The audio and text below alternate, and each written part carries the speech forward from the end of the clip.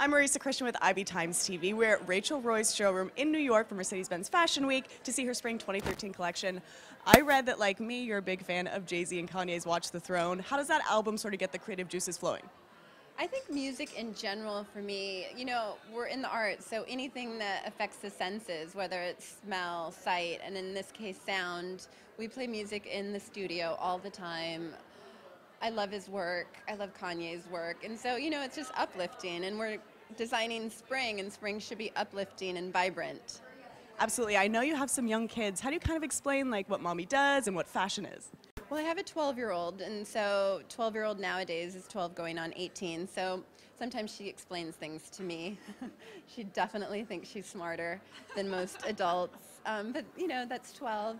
And for my 4-year-old, she is actually quite interested in the business, and she is someone, I still help my 12-year-old put together outfits because she asks me and she wants that help. My 4-year-old does not want any help.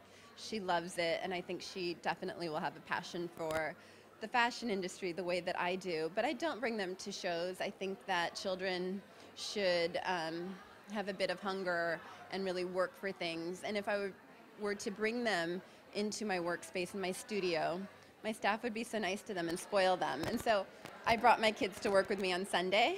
And everyone that came to the office on Sunday was working so hard they didn't have time to spoil them, and so we actually put them to work. And in those situations, it's perfect. But on a day like today, there's just press that would be telling them how cute they are, and my staff telling them that, and they don't need to hear that. I agree 100%. Sort of explain the inspiration for the collection we're showing today.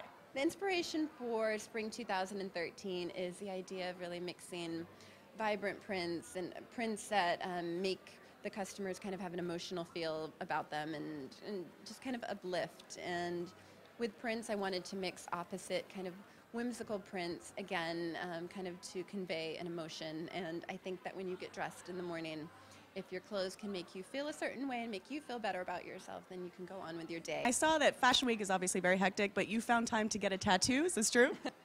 Pamela Love is a friend of mine and a designer, and for her presentation this year, she gave free tattoos away.